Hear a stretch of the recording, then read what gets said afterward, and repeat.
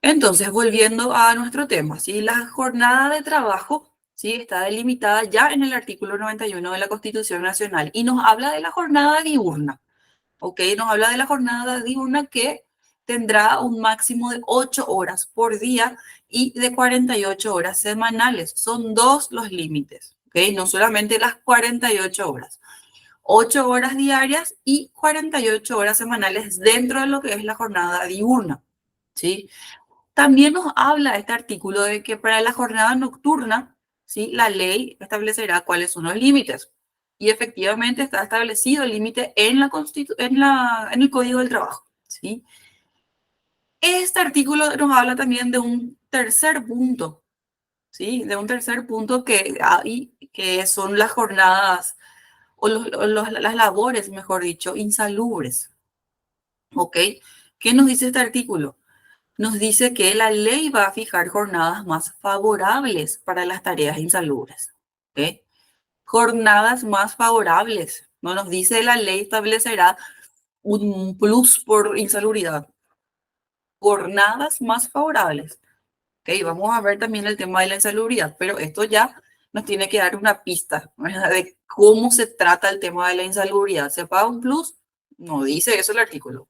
Jornadas más favorables. ¿Ok? Es decir, si la jornada por excelencia es de 8 horas diarias y 48 horas semanales, si la labor es insalubre, tendríamos que tener un mejor horario, un horario más corto. Eso es lo que nos dice este artículo, ¿sí? Para lo que es el trabajo insalubre. Bueno, vamos a seguir. Eso es lo que nos dice la Constitución. Y nos habla también, también nos habla también ese artículo de la Constitución que la ley va a reglamentar las demás jornadas, las jornadas especiales, la jornada nocturna, ¿ok? Y la propia jornada para trabajos insalubres. Entonces ahora vayamos a la ley, ¿sí? La Constitución ya nos deriva a la ley. ¿Cuál es la ley? El Código del Trabajo, ¿sí? En el Código del Trabajo, en el Código del Trabajo, a ver, en el Código de Trabajo tenemos el artículo 194, ¿sí? El artículo 194, ¿qué nos dice? Nos dice que la jornada ordinaria de trabajo es de 8 horas por día y 48 horas semanales, tal cual establece la Constitución. Luego nos da también la pauta, nos da también la directiva, ¿no? La directiva de cuánto debe durar la jornada nocturna, ¿sí? Y nos dice que debe durar 7 horas por día o por jornada y 42 horas semanales, ¿sí? Acá la Constitución, el Código del Trabajo cumple con lo ordenado por la Constitución Nacional y nos marca el límite de la jornada nocturna. ¿Cuál es el límite de la jornada nocturna? 7 horas de trabajo, ¿sí? Y 42 horas semanales. Siempre tenemos dos límites que tenemos que respetar. ¿Por qué? Porque lo que no quiere la ley es que, por ejemplo, se trabaje 12 horas un día, 12 horas al siguiente y así en total en la semana sumamos 42. No, el límite es diario por un lado y semanal por el otro. Diario es hasta 7 horas y semanal es 42 para el trabajo nocturno, enteramente nocturno. Y este artículo nos repite lo que ya marcó la Constitución respecto al horario diurno. El límite es diario 8 y semanal 48. Dos límites. ¿Qué significa esto? Repito, que no podemos, ¿verdad? Alegando que en la semana se trabaja 48 horas o 42 horas según sea el turno, no podemos alegar esto para defender, por ejemplo, un horario de 12 horas, de 14 horas por día.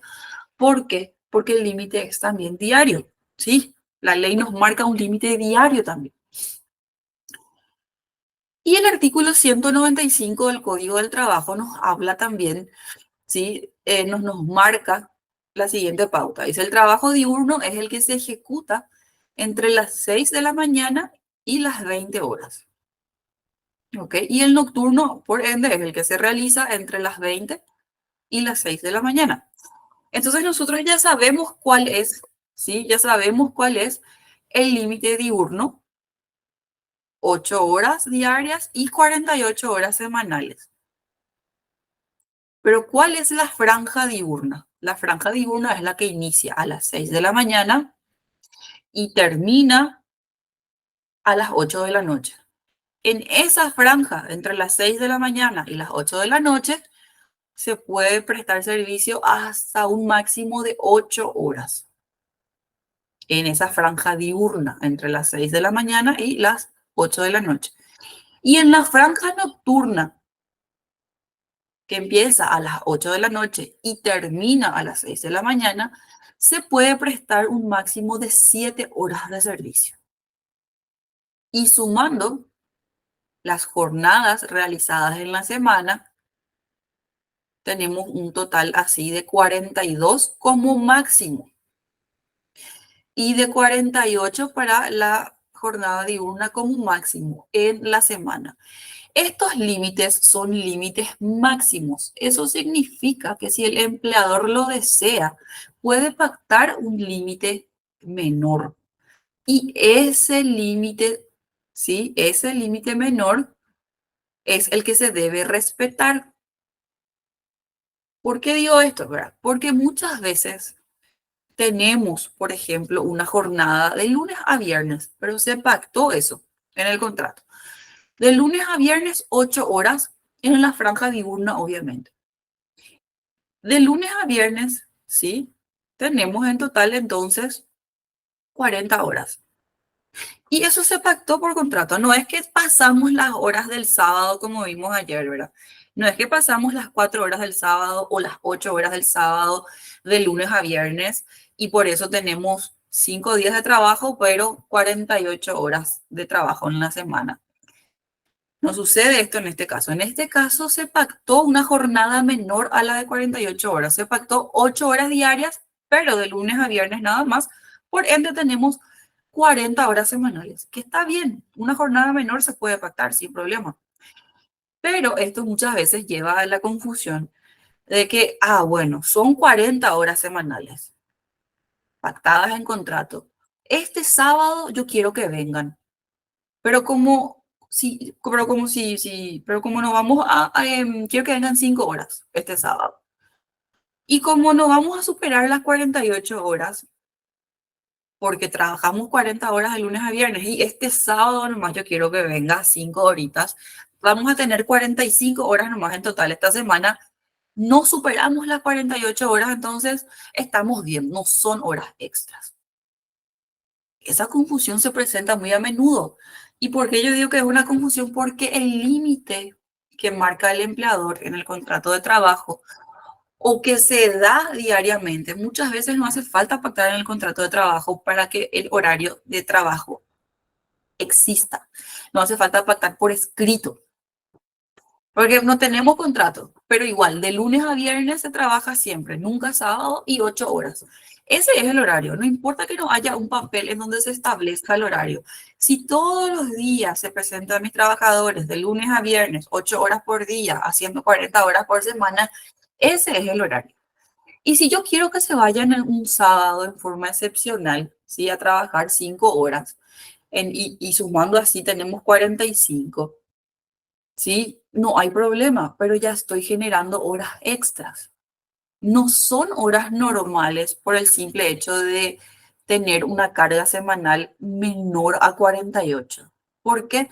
Porque yo pacté tácitamente, si es que no tengo contrato, o contractualmente, sí, como debe ser, yo pacté un horario de 40 horas semanales nada más, no de 48 horas. Entonces mi horario es de 40, no de 48. Entonces mi límite es de 40 horas semanales, no de 48. Por ende, cuando supere las 40 horas, genero horas extras. No importa, ¿sí? No importa que no supere las 48 horas. El límite máximo es de 48 horas semanales. Si supero las 48 horas semanales, obviamente ya se generan horas extras. Pero si yo pacté, yo empleador pacté una jornada menor a 48 horas, cuando supere esa jornada que yo pacté con mis trabajadores, ya estoy generando las horas extras. Camila, te escuchamos. Profe, ahí me genera una duda. Sí. En la empresa donde yo trabajo, por ejemplo, en mi contrato, en la parte de horario, Ujú. dice, bueno, se fija el horario del empleador para la atención al público, además del que se desarrolle fuera del horario de atención al público, inclusive hasta cubrir una jornada de 48 horas semanales. Ok. Hasta cubrir, o sea que la jornada puede ser hasta 48 horas semanales, ¿verdad? Pero en la práctica ustedes cumplen esas 48 horas semanales, No, trabajamos de lunes a viernes de 8:30 a 4:30. de 8:30 a 4:30. Bueno, y Sí. ese es el horario entonces, ¿verdad? Ese es el O sea horario que que se... si, por ejemplo, nosotros tenemos que dar un curso un sábado y trabajamos 4 horas, esas 4 horas ya entran como horas extra. Sí, Ah, ok, perfecto. sí, sí, pero mira, ojo que si tienen que trabajar en realidad, ¿verdad? Si tienen que trabajar ese sábado, ¿verdad? No, Porque en realidad los cursos o las capacitaciones no se cuentan como trabajo, ¿sí? No se no, no. cuentan como horas laborales. O sea, nosotros somos una consultora. Entonces, por ejemplo, un cliente nos pide una capacitación un sábado, Ah, ya, ya. nuestro día laboral, pero nosotros Sí, decimos, bueno, sí, te vamos a dar este servicio un sábado. sí. Pero ahí no cuenta como horario laboral, sino cuenta como horas extra. Claro, porque tu horario es de lunes a viernes, Ah, ¿verdad? ok, Tu horario perfecto. es de lunes a viernes. Solo que vos me estás diciendo, ¿verdad? A ver si no escuché mal, que en la cláusula que se pactó contractualmente dice que se podrá extender a 48 horas. Sí, inclusive hasta cubrir una jornada de 48 horas semanales. Mm, ok. Bueno, en ese caso, ¿verdad? En ese caso se puede entender entonces que existe la posibilidad de trabajar más allá, ¿verdad? De las horas semanales de lunes a viernes que ustedes generan, ¿verdad? En ese caso, el empleador ya avisó, ¿verdad? Que se puede trabajar hasta 48 horas. Entonces podría entrar como horas normales, ¿verdad? Ah, Ahora ok. que me decís que tiene ese, pero se podrá cubrir hasta 48 horas. Entonces dijo, bueno, vamos a trabajar de lunes a viernes esta cantidad de horas, pero en algunos casos van a completar las 48. Bueno, eso es lo que él dijo el empleado. O sea, el horario podrá ser de 48 sin que sean consideradas horas extras. Eso es lo que expresa esa cláusula si es que tiene esa salvedad que me decís, ¿verdad? Que se puede cubrir hasta 48 horas. Ah, ok, súper. Mm, Sí, ujú. esa duda no tenía. Gracias, profe. Dale, dale, Camila. Alberto, sí, Sí, profe, buenas tardes. Una consulta. sí. Con respecto a las horas nocturnas, dice que son 7 horas diarias y 42 horas semanales.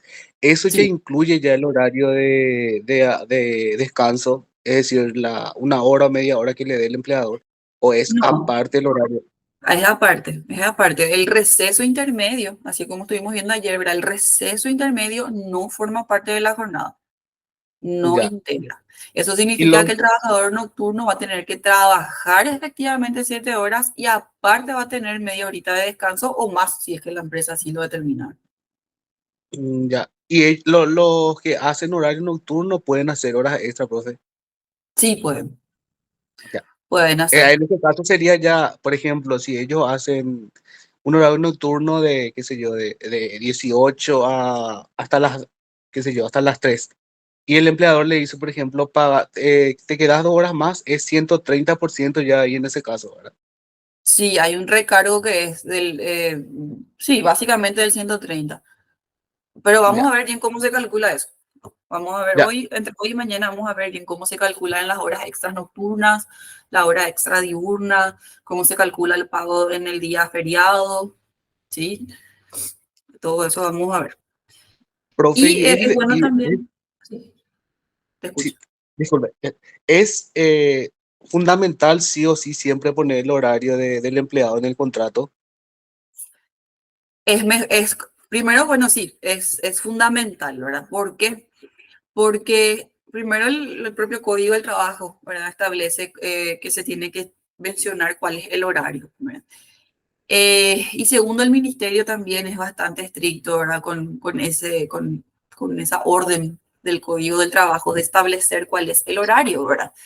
Siempre es mejor y aparte es mejor también para el empleador, ¿verdad? Porque generalmente el trabajador, ¿verdad? Te puede reclamar horas extras o te puede decir, ese no era mi horario, yo trabajaba luego 12 horas, ¿verdad? Y si vos tenés bien delimitado tu horario en el contrato de trabajo, esa es tu prueba fehaciente de cuál es el horario que se pactó.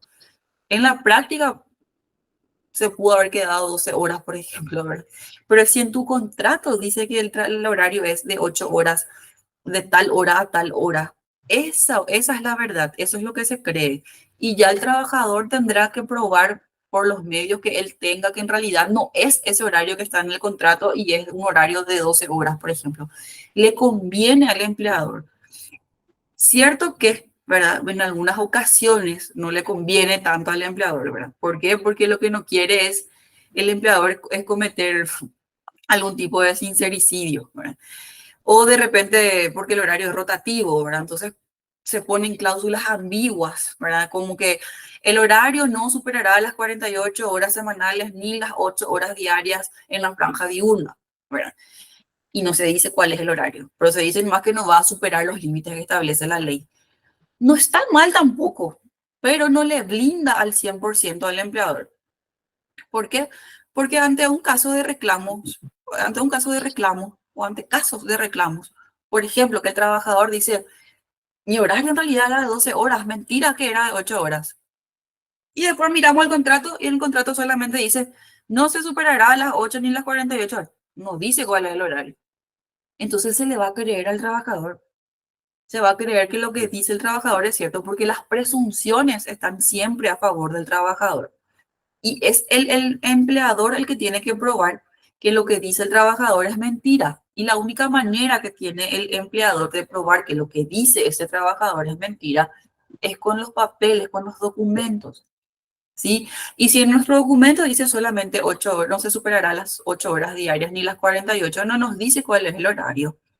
Entonces no hay un horario pactado por escrito que el empleador pueda demostrar y decir acá está. Las presunciones van a operar fuertemente ahí a favor del trabajador. Se va a creer que lo que él dice es cierto. Entonces no le blinda bien al empleador esas cláusulas así ambiguas. ¿Sí? Ya. Y por último, profe, cuando, por ejemplo, yo le hago cumplir a mis empleados, a los colaboradores 48 horas, pero decido que sea menos de las 48 horas, pero dejo en una adenda con una cláusula que diga que eh, si pasan las 48 horas, ahí se computarán como horas extra. Es válido hacer eso, de reducir el horario, pero indicando de que solamente serán consideradas horas extras pasado las 48 horas, como establece el artículo.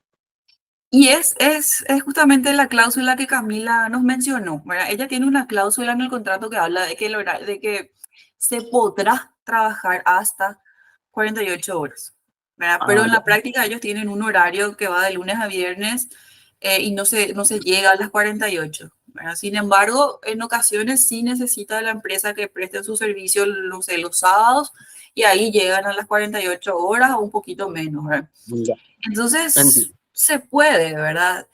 Pero hay que ser claros en el contrato, ¿verdad? El horario será de 48 horas, ¿sí?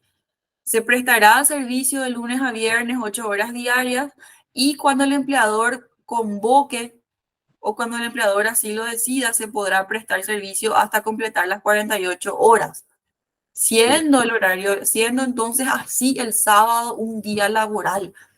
¿Verdad? Entonces se deja claro que si bien se va a estar trabajando de lunes a viernes, el sábado es laboral, ¿sí? Y en cualquier momento pueden ser convocados a prestar servicio en el día sábado y que como un beneficio, ¿sí? Se está trabajando de lunes a viernes X cantidad, pero hay que ser así de explícito. expresa la cláusula, hay que hacerla así de expresa esa cláusula, ¿sí? Genial. Gracias, profe. Ujú. Dale. Bueno, porque si nosotros pactamos, o sea, pactamos, vamos a suponer un horario de 48 horas, ¿sí? 48 horas semanales y 8 horas diarias, de lunes a sábado. Se pactó así tal cual en el contrato. El horario será de 8 a tal hora, ¿sí? Completando así 8 horas diarias, 48 horas semanales. Nada más nos dice la cláusula. Y en la práctica se está prestando un servicio que va de lunes a viernes, 8 horas diarias nada más. En la práctica, 40 horas nomás se trabaja. En ese caso, podría primar, o va a primar, no podría, va a primar la realidad por sobre lo que se pactó en el contrato. ¿Por qué? Porque lo que está en el contrato no se cumple. En realidad, tácitamente, las partes acordaron otro horario de menor carga horaria, en donde se trabaja de lunes a viernes 8 horas nada más. Y en el contrato, si bien se había pactado 48, eso nunca se cumplió. Ahí sí estaríamos en un problema. Sí, vamos a hacerle trabajar de repente el sábado, porque los trabajadores te van a decir, mira, cierto, se pactó 48 horas, pero eso nunca se cumplió. Siempre trabajamos de lunes a viernes 8 horas y 40 horas en la semana, así que ese es nuestro horario. Si es que no fuimos así de expresos en nuestra cláusula. Pero si pactamos una cláusula en la que diga, se va a trabajar, el horario será de 48 horas semanales, 8 horas diarias, ¿sí?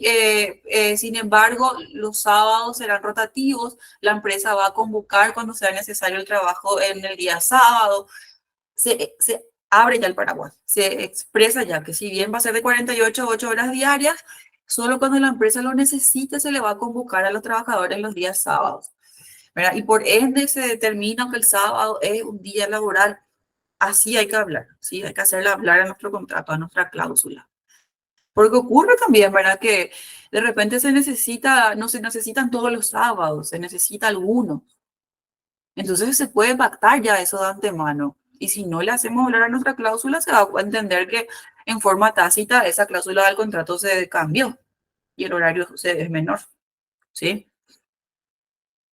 Bueno, entonces vimos el límite de la jornada diurna, que es de 8 horas y 48 horas semanales.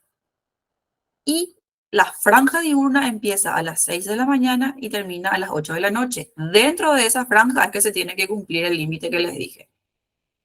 Después tenemos el horario nocturno, que va de 8 de la noche a 6 de la mañana. Dentro de esa franja se tiene que cumplir el límite nocturno, que es de 7 horas diarias y 42 horas semanales. Después tenemos un tercer turno, ¿sí? Que es el mixto, ¿sí? El horario mixto es aquel que abarca una porción de la jornada diurna y una porción de la jornada nocturna. No podemos encasillarle como un horario completamente diurno ni completamente nocturno. ¿Por qué? Porque abarca ambos periodos. Y ese turno o ese tipo de jornada se llama jornada mixta, ¿sí?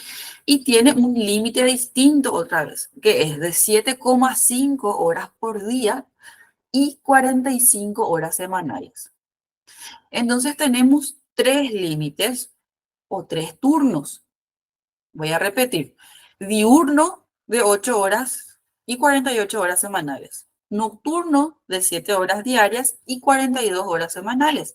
Y el mixto, que es de 7,5 horas diarias y 45 horas semanales. Tres límites, ¿sí? Bueno, el artículo que establece el horario mixto ven en pantalla, ¿sí? Es la que abarca el periodo de tiempo entre la jornada diurna y nocturna y el límite que les mencioné. Y estos límites están, ¿verdad?, establecidos a razón de 6 días de trabajo, ¿sí? 6 días de trabajo y un día de descanso que es el semanal, que es el que estuvimos viendo ayer cuando hablamos de los descansos legales, ¿ok? Y dentro de estas jornadas también tenemos que contemplar el otro receso que ayer estudiamos, que es el receso intermedio. ¿Sí? Lo que la ley pretende es que el trabajador a la mitad de su jornada diaria haga un paro, un estate quieto, descanse y continúe la jornada hasta terminar. Y esa pausa intermedia no puede ser menor a media hora. Mínimamente tiene que durar media hora. ¿Sí? Hay empresas que establecen más, perfecto. Menos es lo que no se puede pactar. Y esa pausa diaria que divide en dos la jornada no forma parte de la jornada. Eso significa que si mi jornada es de 8 horas, voy a trabajar efectivamente 8 horas y voy a descansar media hora. No es que voy a trabajar 7,5 horas y voy a descansar media hora. No. Voy a trabajar 8 horas y media hora voy a descansar. Y por esa media hora de descanso no se paga. Por eso se dice que no forma parte de la jornada. Por esa jornada, por esa pausa semanal, como son 6 días de trabajo y un día de descanso semanal, que es la pausa semanal, para el mensualero ese día está pagado. ¿Ok? Ese día está pagado, se paga. Para el jornalero no. No se paga por los días en que no se trabaja. Al jornalero se le paga solamente por los días que trabaja. Vamos a profundizar en cada tipo de pago. No se preocupe. Ahora vamos a terminar ya lo que son los límites para arrancar lo que es el salario. Y todo lo que exceda de estos límites que les mencioné, todo lo que exceda de estos límites del diurno, del nocturno o del mixto, automáticamente genera horas extras. Automáticamente. Hay excepciones. ¿Cuál es una excepción que vimos ya ayer? La excepción que vimos ayer fue la del sábado. ¿Sí? ¿Por qué? Porque si yo voy a distribuir las 8 horas del sábado o las 4 horas del sábado de lunes a viernes, ¿sí? Voy a trabajar más de 8 horas de lunes a viernes. Entonces estoy generando horas extras porque estoy sobrepasando el límite de 8 horas. En ese caso no voy a generar horas extras. ¿Por qué? Porque la ley expresamente establece esta posibilidad de pasar las horas del sábado de lunes a viernes sin que se generen horas extras. Así de expresa es la norma. Se van a pasar las horas del sábado, las 4 horas del sábado o las 8 horas del sábado de lunes a viernes, y ese excedente que voy a trabajar de lunes a viernes no constituirá horas extras. Es una compensación permitida por la ley. ¿Y cómo se compensa? Porque si bien se va a trabajar más de 8 horas de lunes a viernes, sin sobrepasar las 48 horas, obviamente, el trabajador va a tener libre el sábado, ¿sí? Y el empleador no va a pagar ningún tipo de recargo, ¿sí? Esa es una excepción establecida en la ley. Pero ojo que esas 8 horas del sábado que yo distribuyo de lunes a viernes, si bien me va a hacer trabajar a mi trabajador un poquito más de 8 horas por día, la carga semanal no varía.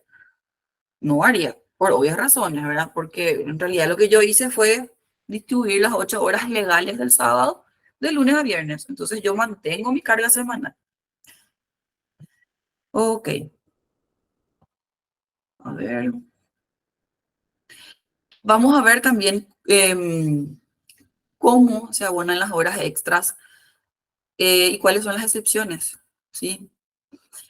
Bueno, respecto cuáles son también algunas excepciones. El trabajador adolescente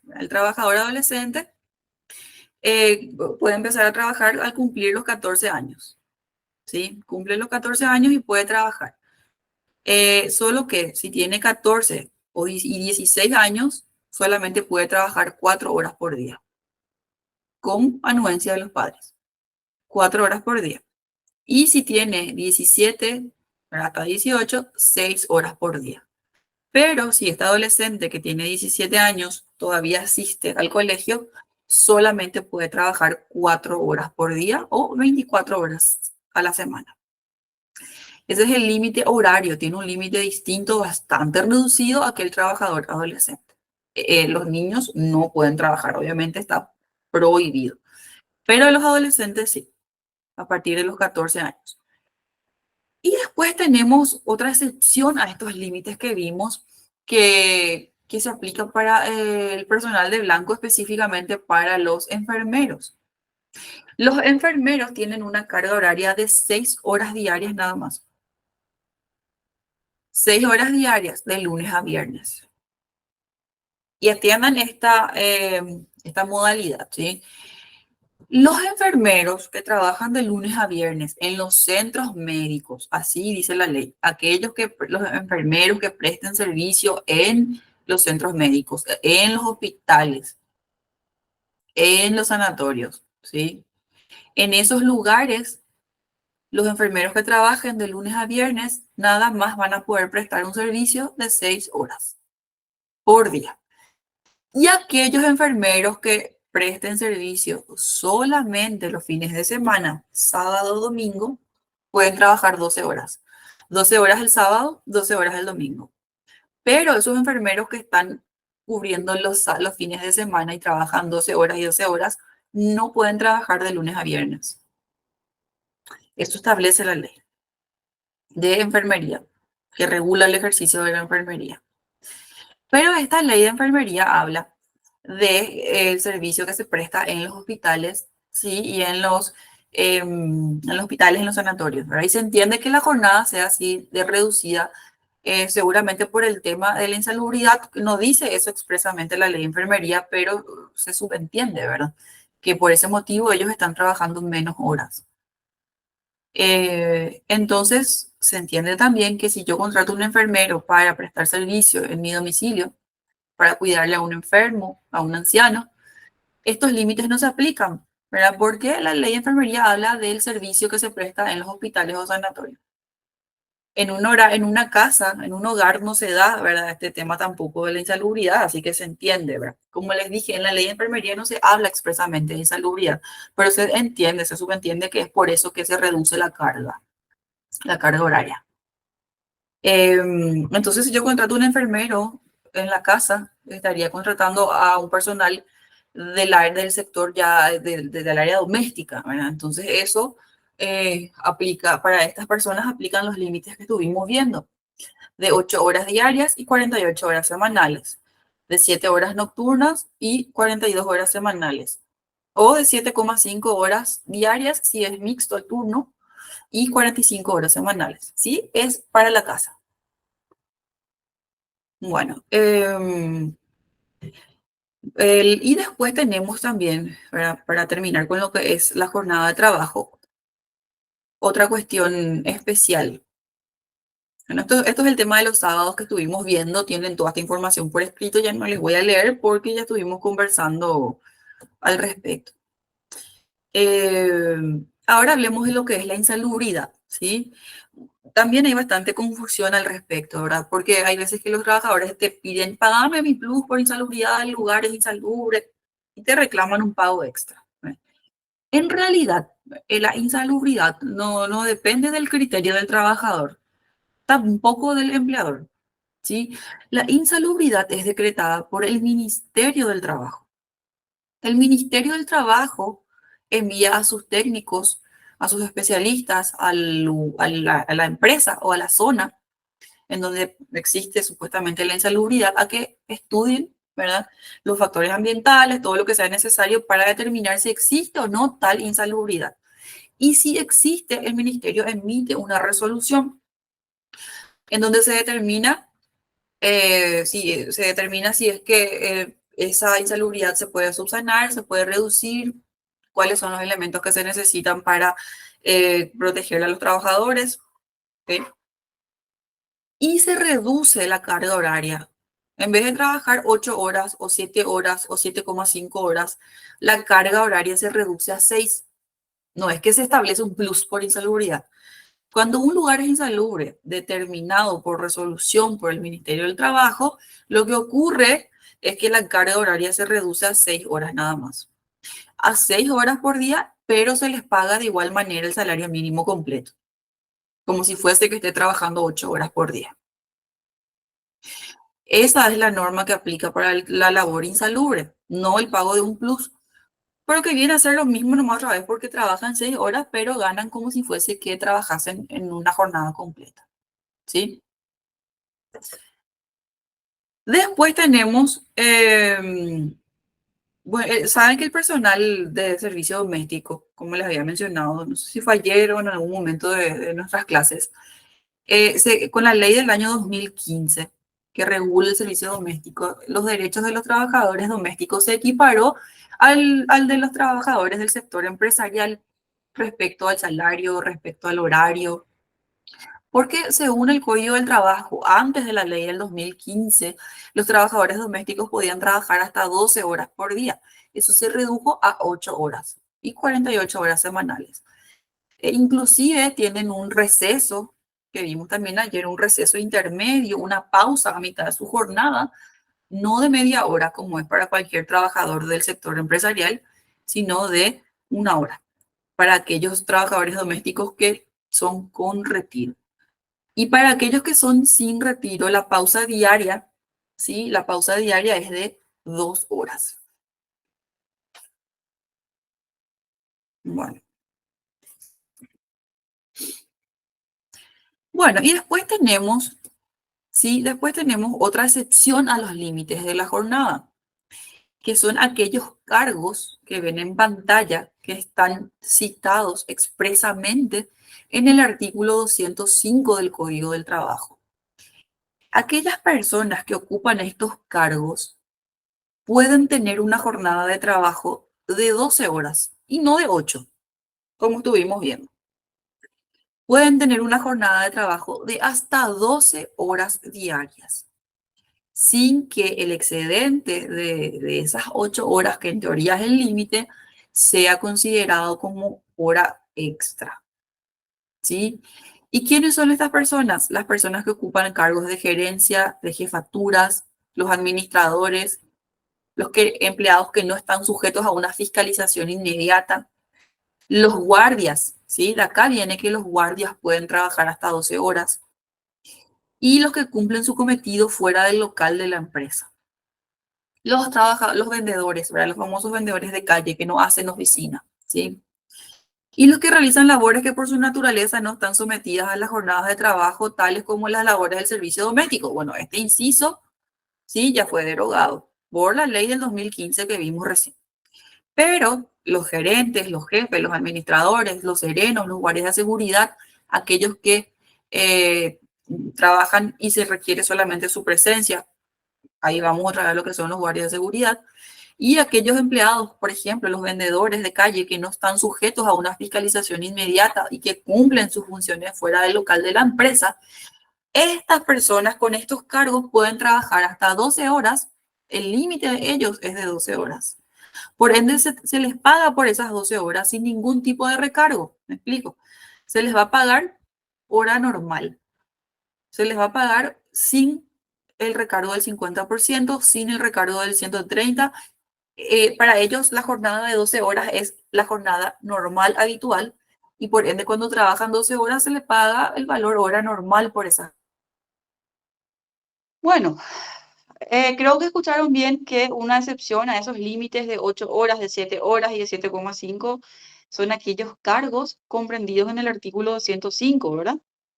Que son los cargos de jefatura, los cargos de gerencia, los guardias de seguridad, por ejemplo, los que cumplen sus funciones fuera del local de la empresa y aquellos que no tienen o no están sujetos a fiscalización de sus superiores. Por ejemplo, los vendedores de calle. Esta gente percibe un salario, ¿sí? Por las horas que trabajó. Si trabajó 12 horas, por las 12 horas. Pero no se le paga recargo por hora extra, no se le paga recargo por hora nocturna. ¿Por qué? Porque su jornada habitual es de 12 horas. ¿Ok? Pero tiene que ser alguien que ocupe exclusivamente alguno de los cargos, ¿sí? Que habíamos visto en pantalla, que son los gerentes, los jefes, ¿sí? Y los empleados que no están sujetos a fiscalización inmediata. Bueno, eso es respecto a la jornada, los límites de la jornada. Sabiendo ya cuáles son los límites de la jornada, que son 3, empecemos a hablar de lo que es salario. Lastimosamente no puedo nomás compartirles la pantalla porque estoy desde el celular, pero esta presentación de salario la tienen en el Classroom. Entonces, si quieren, pueden descargar y pueden ir mirando la presentación mientras yo les hablo, ¿sí? Bueno, empecemos a hablar de salario. ¿Qué es el salario? Para resumirles y hacerla fácil, salario es toda contraprestación que el empleador le abone al trabajador. Toda contraprestación, toda suma de dinero que el empleador le pague, le abone, le deposite, le entregue a su trabajador para la ley es salario. Todo. Salvo que el empleador pueda probar que ese monto que le entregó a su trabajador no es salario, salvo prueba en contrario, ¿sí? ¿Y cuáles son esas pruebas en contrario? Por ejemplo, ¿sí? Tenemos en el artículo 230 del Código del Trabajo, tenemos, tenemos ya la guía de cuáles son aquellos rubros no salariales. El artículo 230 del Código del Trabajo nos cita cuáles son algunos puede abonar al trabajador sin que estos rubros sean considerados salariales, ¿sí? Sin que sean considerados salariales. Pero antes de profundizar en el rubro no salarial, ¿sí? Vamos a profundizar justamente en lo que es salario, ¿sí? Salario es entonces la contraprestación que otorga el empleador al trabajador. ¿Por qué? Porque sí, no, por motivo de ese trabajo que el empleador contrató. Es decir, la contraprestación que da el empleador, ¿sí? Por el servicio que ese trabajador le brindó. ¿Ok? Ese es el salario. Y para la ley, siempre que el empleador le entregue, le deposita alguna suma al trabajador, lo está haciendo en contraprestación al servicio que ese trabajador le brindó. Salvo que, como les dije, ahí volvió la luz. Espero que vuelva también el internet. Vamos a seguir así nomás entonces, por las dudas para no interrumpir más. Bueno, entonces, para la ley siempre, ¿sí? Esa suma que el empleador le entregue va a ser en contraprestación por el servicio que le brindó el trabajador, salvo que el empleador pueda probar, ¿sí? Pueda probar que esa suma que le está entregando no es en contraprestación al servicio que le brindó el trabajador, sino que es, ¿sí? Es por una ayuda que le está dando. Una ayuda que puede ser voluntaria de parte del empleador o una ayuda que esté establecida en la ley. ¿En qué artículo? En el artículo 230 específicamente. ¿Ok? Entonces, ¿qué dice el artículo 230? ¿Qué dice el artículo 230? Vamos a leer. El artículo 230 dice, les digo, el 215. Vamos a leer el 215 primero. A ver, vamos a ver.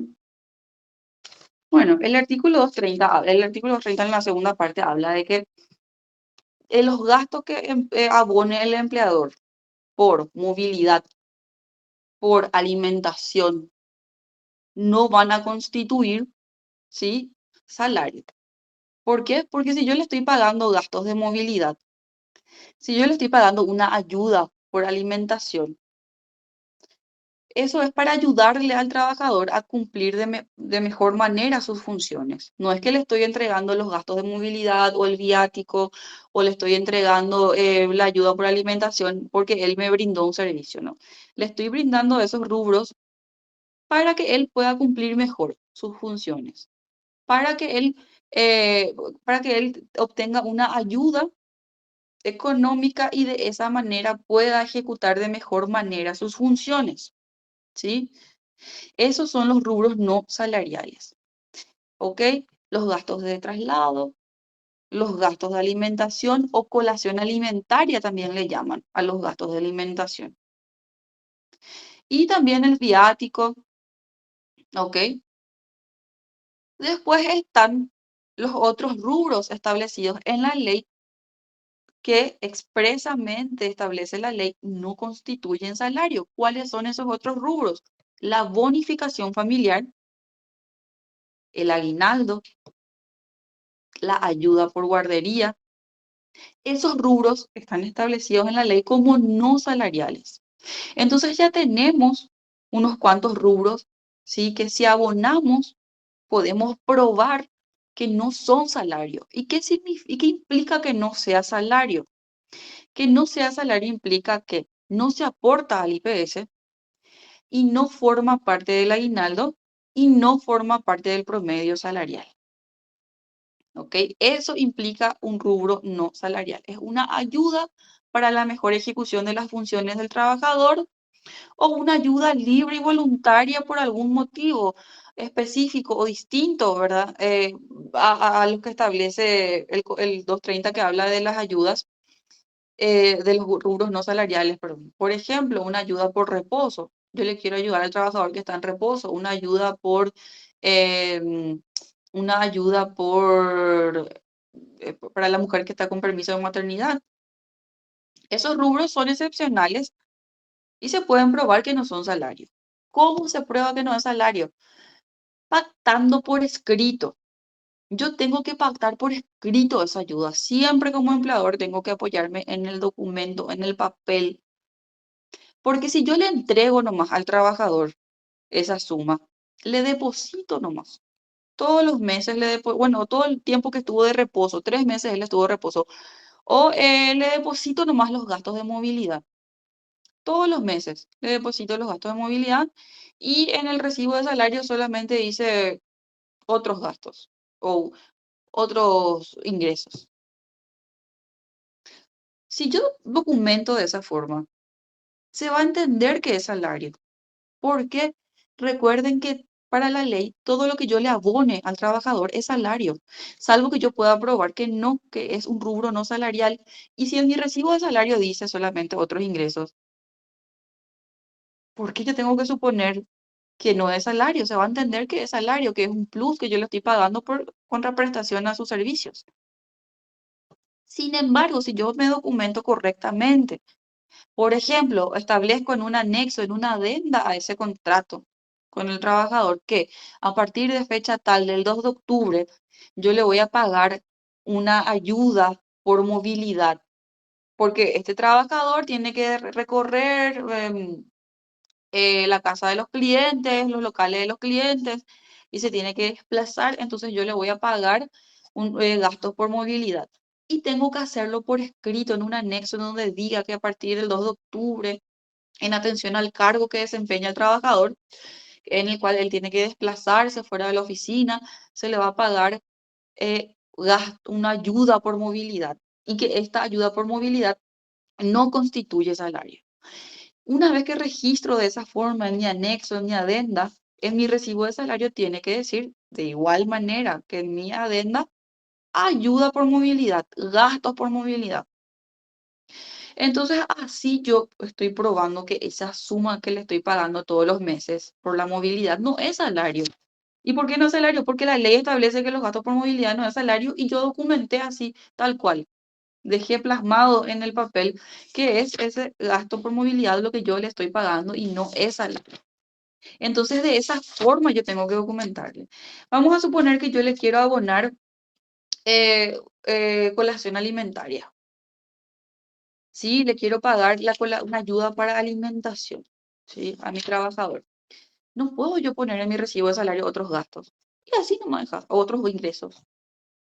Y así nomás está. Ahí ya, otro ingreso. No, tiene que decir colación alimentaria, porque si yo no documento cómo es realmente, se va a entender que es salario, que es un ingreso habitual del trabajador, otro ingreso, otro plus. ¿Sí? Nunca se va a entender, no, este es otro ingreso para mí que es colación alimentaria y no es salario. Nunca se va a interpretar de esa forma. Siempre se va a interpretar que es un plus, una parte de su salario ya habitual. Entonces yo tengo que ser claro con lo que voy a abonar y documentar en el anexo que se trata de la colación alimentaria, ¿sí? Y que se le va a entregar una suma, eso también tienen que tener en cuenta. Si yo voy a pagar una ayuda, esa ayuda no puede ser mayor que el salario. No puede ser de la mitad de su salario, porque entonces es obvio que lo que estoy tratando es de maquillar nomás esa suma como no salarial. ¿Verdad? Tienen que ser montos razonables. Sí, si le voy a pagar una ayuda por alimentación que sea razonable, ¿verdad? Tengo que tener en cuenta cuánto gana ese trabajador y demás. Si le voy a pagar unos gastos por movilidad que sea razonable, no que mi trabajador gane 2.700.000 y su colación alimentaria es de 3 millones mensuales. Ahí no hay forma de defender que eso efectivamente es colación alimentaria, ¿ok? Tenemos que ser lógicos y coherentes con lo que vamos a abonar. Em, a ver, ¿quién levantó la manito? Marlene, te escuchamos. Por ejemplo, los gastos de movilidad, no, perdón, los gastos de alimentación. Si yo Sí. le doy a mi personal de comer todos los días, eso tengo que especificar en monto, en el salario, entonces como colación No, alimentaria. no es necesario especificar como monto, o sea, no es necesario cuantificar, pero sí podés plasmarlo por escrito, por ejemplo, ¿verdad? Que como beneficio, sí, la empresa va a otorgar el almuerzo, el cual está disponible en el comedor de la empresa, ¿verdad? Y pactás que es la alimentación directamente lo que vos le vas a proporcionar, no una suma de dinero, Ya. ¿sí? Y otra Se puede. consulta, si yo le pago a algunos empleados algunos pasajes, porque las sucursales donde tienen que trabajar está, porque quedamos así, ¿verdad? Para Sí, tal sucursal te vamos a pagar pasaje. Entonces, sí. eso yo le tengo que especificar en el recibo de salario, gastos de movilidad, Eso podría porque ser más bien viático, porque ellos te presentan después, por ejemplo, la constancia de sus sí, pasajes, yo ¿sí? ya calculo el pasaje del mes y le doy eso, pero le Ah, pongo en ya. todos los ingresos.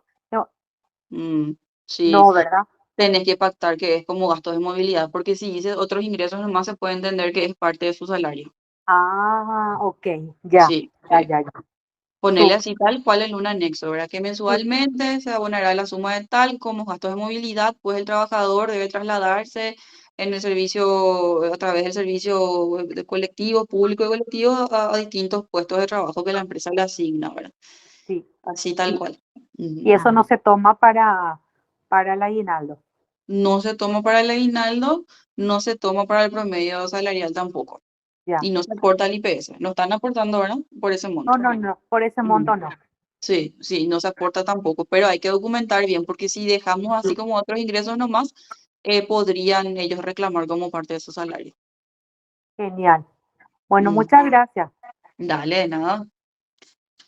Bueno, entonces es muy importante, como les digo, documentar, ¿verdad? Y si es, por ejemplo, viático, ¿verdad? Si es contrapresentación de facturas o contrapresentación de constancias de viajes en colectivo, ¿verdad? Entonces, también podemos documentar por escrito. ¿Sí? Que se le va a abonar cierta suma, ¿sí? En concepto de viático y que el trabajador está obligado a rendir después a finales del mes los gastos que realizó. Caso contrario, eso se va a descontar de su salario, estará obligado a devolver él la suma. Ahora tenemos que pactar por escrito. Y también es importante, o sea, lo bueno de pactar por escrito estos beneficios que no son salariales, ¿sí? Es que podemos poner condiciones. Por ejemplo, se va a abonar la colación alimentaria siempre y cuando ocupe el cargo de. En caso que ella no ocupe el cargo de, dejará de percibir este beneficio, ¿verdad? O se abonará la colación alimentaria o los gastos de movilidad mientras, mientras ocupe el cargo de, ¿verdad? Ocupe el cargo de siempre y cuando, primera condición, que ocupe el cargo de, y siempre y cuando en el mes no genere llegadas tardías. ¿Verdad? Entonces es como un premio a la excelencia, no genere llegadas tardías y no genere amonestaciones o sanciones. Podemos sujetar al cumplimiento de condiciones el otorgamiento de ciertos beneficios, ¿sí?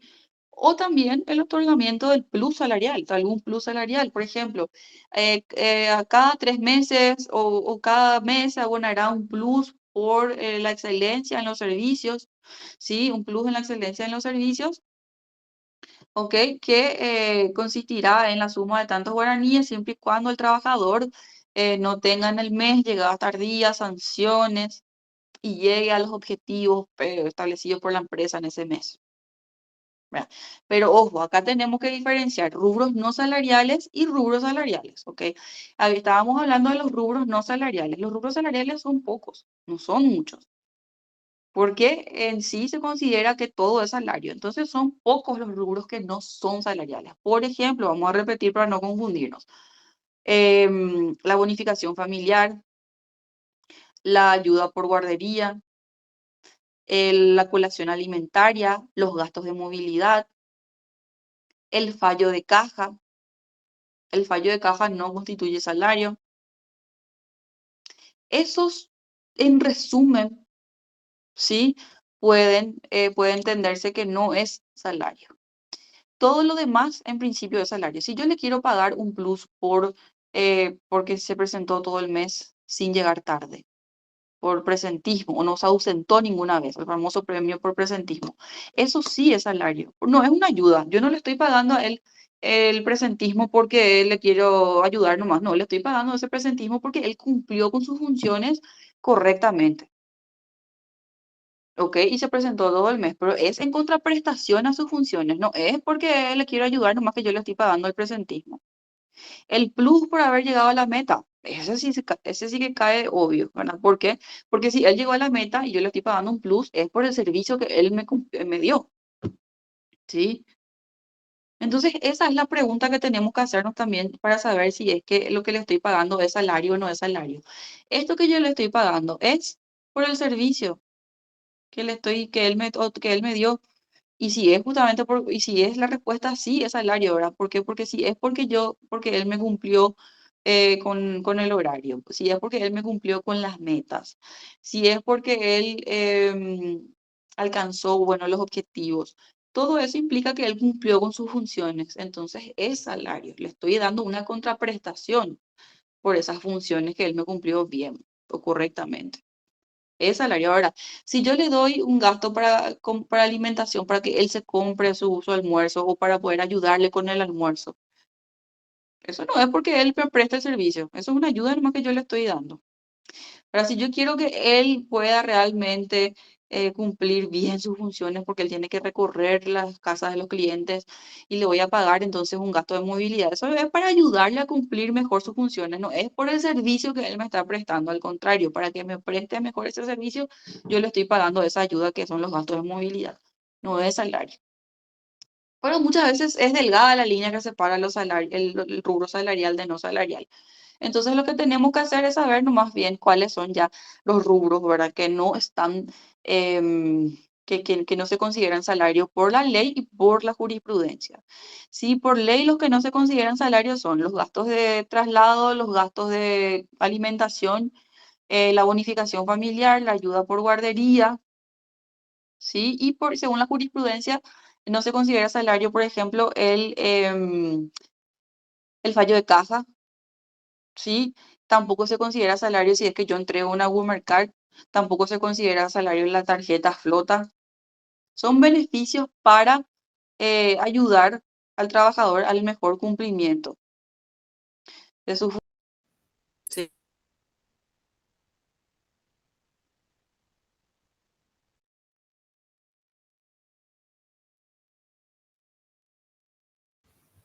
Buenas. Se fue otra vez, se va y viene la conexión. Ahí me escuchan bien otra vez. Sí, ahora sí.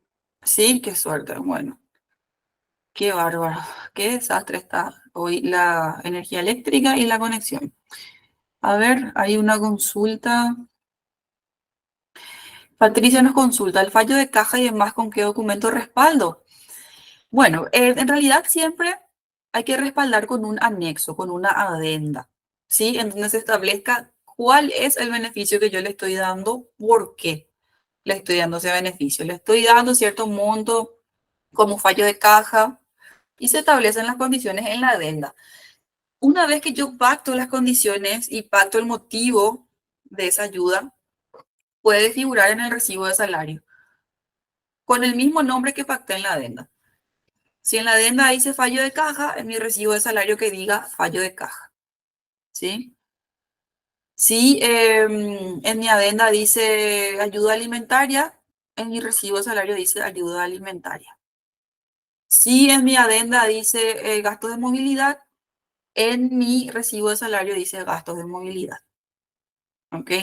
Pero así tal cual figura en mi adenda, tiene que figurar en mi recibo de salario. De esa manera se documenta. Les voy a pasar mañana un modelo para documentar el fallo de caja que ya tengo preparado.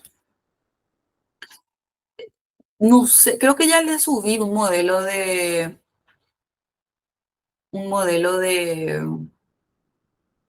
¿cómo es? También de alimentación y de traslado. Si no está, voy a pasarles mañana, sin problema. A ver, el bono por cumpleaños. Eso se puede considerar que no es salario, ¿verdad? ¿Por qué? Porque no es por el servicio que él nos está prestando, sino que es por una ayuda. Cumpliste años y se te da una ayuda.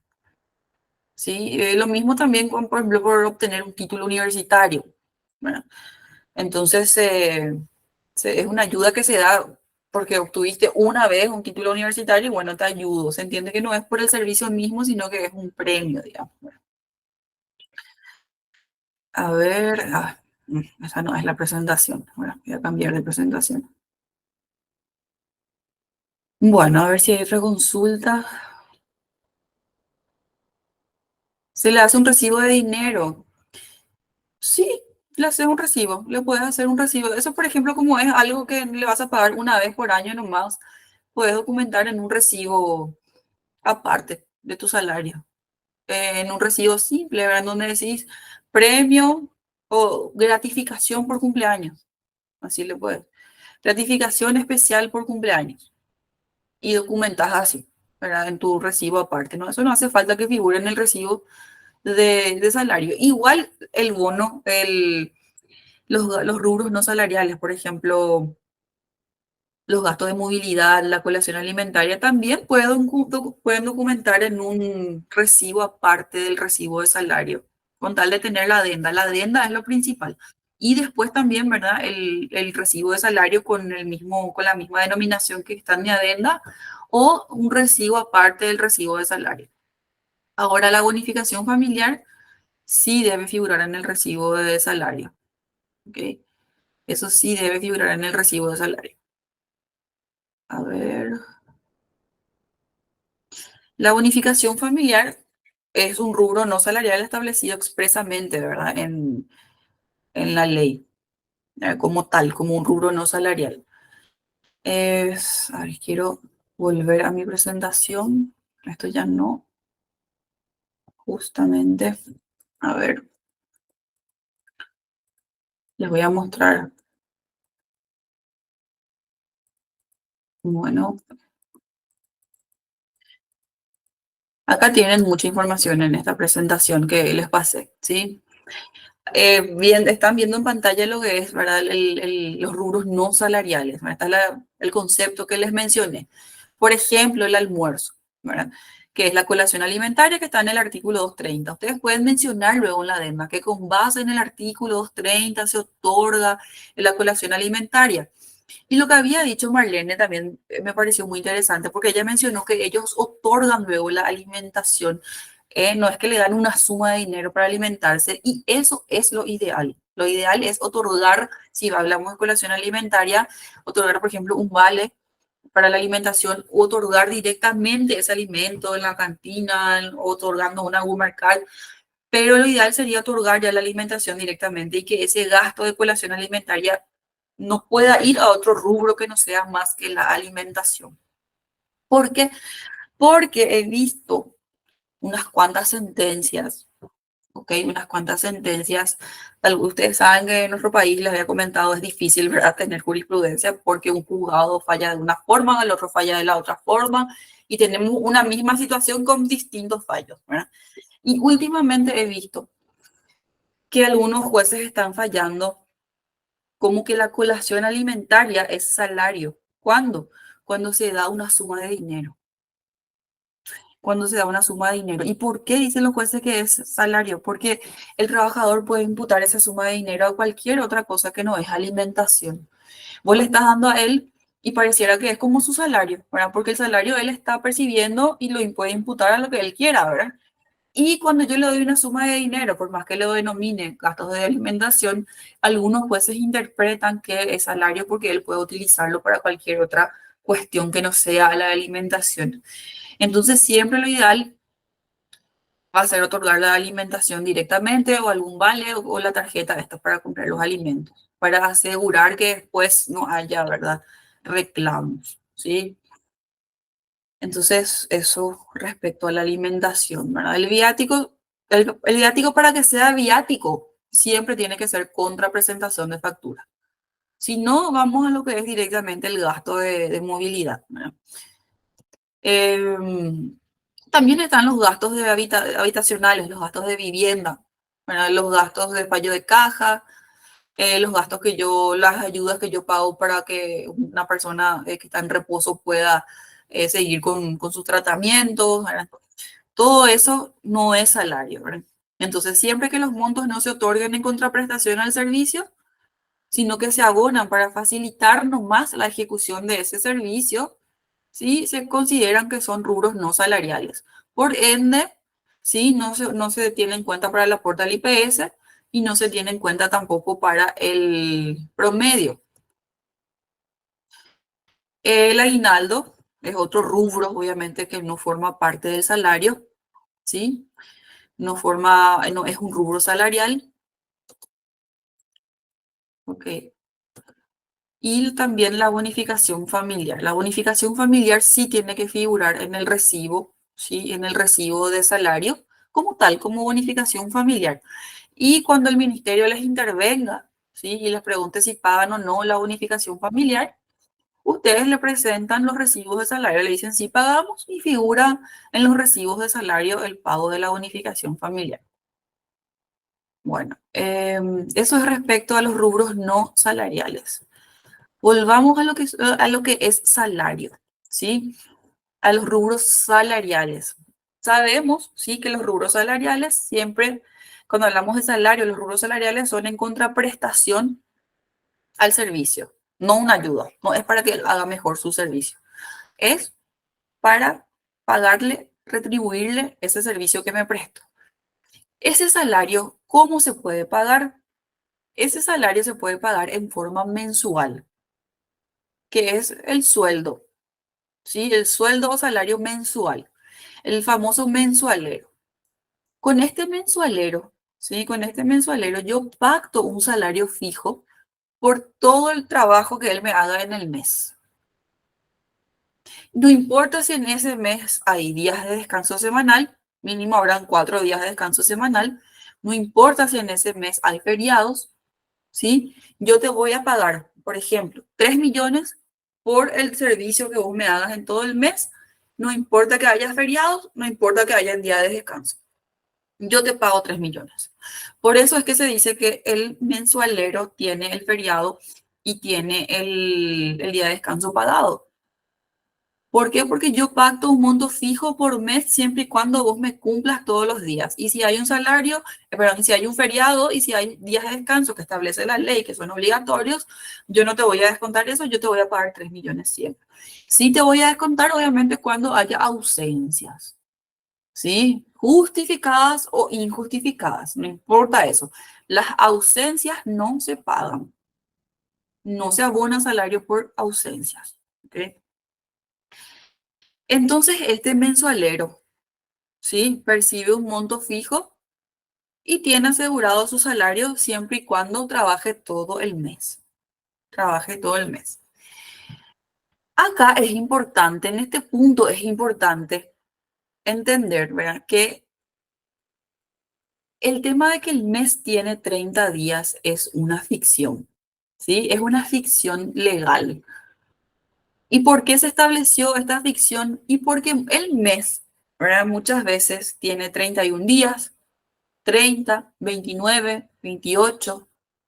Entonces, para que el salario del trabajador no esté variando, ¿verdad? Este mes te voy a pagar menos, este mes te voy a pagar 31, este mes te voy a pagar 30, este mes tengo que dividir tu salario entre 31, este mes tengo que dividir tu salario entre 29, este mes tengo que dividir tu salario entre 30 para tener tu salario 10. Para no estar variando de esta manera el salario del trabajador y perjudicarle, se estableció, ¿verdad?, la ficción de los 30 días. Entonces, el mes tiene 30 días y si vos me trabajaste el mes completo, No importa que el mes tenga 31 días, no importa que el mes tenga 28 días, no importa que el mes tenga 30. Si vos me trabajaste el mes completo, así como pactamos, yo te voy a pagar tu salario completo. No es que te voy a pagar tus 3 millones más un día porque el mes tuvo 31, porque muchas veces se crea esa confusión. Pero entonces díganle a ese trabajador que te exige que le pague sus 3 millones más un día, ¿verdad? Siguiendo su línea, siguiendo su criterio, díganle, bueno, te voy a pagar este mes tu salario más un día, pero en febrero te voy a pagar 29 días nomás. En febrero te voy a pagar 28 días nomás de trabajo. ¿Sí? Va a ver si le gusta. Porque no es así, ¿verdad? En la práctica no se aplica así. La lógica no es esa. En la práctica se creó la ficción de los 30 días. ¿Para qué? Para que tener siempre un monto fijo del salario día, del salario diario. Siempre para hallar el salario día o diario se va a dividir entre 30, no entre 31, no entre 29. Siempre para hallar el salario día se va a dividir entre 30. Y siempre que el trabajador me trabaje el mes completo, sin importar la cantidad de días que traiga el mes, se le va a pagar el salario pactado. El mismo, porque el monto que pactamos es por el mes, sin importar la cantidad de días que traiga el mes. ¿Sí? Ese es el famoso mensualero. El IPS, por su parte, ¿sí? Aparte del IPS, tiene sus categorías de cotizantes. ¿Ok? El IPS exige que el empleador aporte la seguridad social, aporte el IPS sobre el salario que percibe el trabajador. Y al efecto, el IPS estableció categorías. Una de las categorías es la de cotizante general, ¿sí? Que es para los mensualeros. Se aporta como mínimo sobre el salario mínimo legal vigente. Si el mensualero gana 3 millones, 5, 10, 15, 20, 30, no importa, se va a aportar sobre esa cantidad que está ganando el mensualero. ¿Ok? Ahora vamos a la siguiente modalidad de pago, el jornal, la categoría jornalero, ¿sí?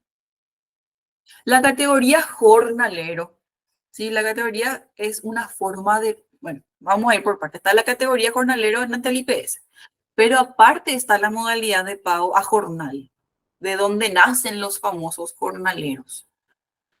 El jornal, el pago a jornal, no es más que una forma de pago. Así como yo puedo pactar un monto fijo por mes, yo puedo pactar el pago a jornal. El pago a jornal consiste en el pago, ¿sí? Por día o por hora a ese trabajador. En vez de pactar un pago mensual, yo le voy a pagar por día o por hora efectivamente trabajada. ¿Sí? De ahí nacen los jornaleros. ¿Cómo voy a pagar un monto fijo mensual o a jornal? Eso ya depende del empleador, eso ya depende de las partes, ¿verdad? En el momento en que se produce la contratación, la forma de pago es la que se tiene que definir. Bueno, nosotros te ofrecemos un pago mensual. ¿Sí? ¿Aceptás? Sí, bueno, se firma el contrato. O nosotros te ofrecemos un pago a jornal por día o por hora trabajada. ¿Aceptás? Sí, bueno, se firma el contrato. Es una modalidad de pago el pago a jornal. No es que el jornalero es un tipo de trabajador distinto al mensualero que tiene derechos distintos y tiene un salario distinto y no. Los mismos derechos que cualquier trabajador mensualero, no. Es una categoría distinta del trabajador, el jornalero. El jornalero lo único que tiene distinto es que a él se le paga por día y no un monto fijo mensual. ¿Y cuando me conviene a mi empleador pagar a jornal? Sí. Por ejemplo, si es que mi trabajador no va a trabajarme todo el mes.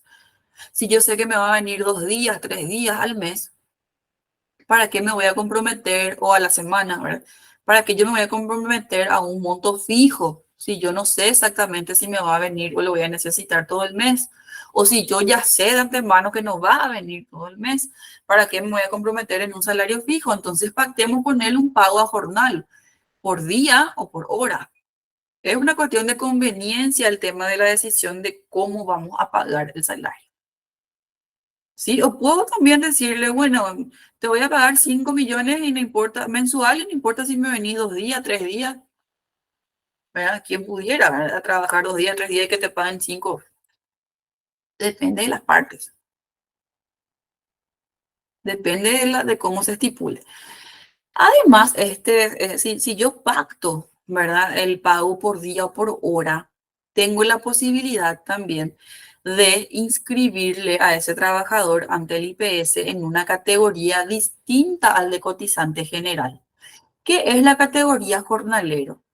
Lo que ofrece la categoría jornalero, a diferencia de la categoría de cotizante general, es el mínimo imponible.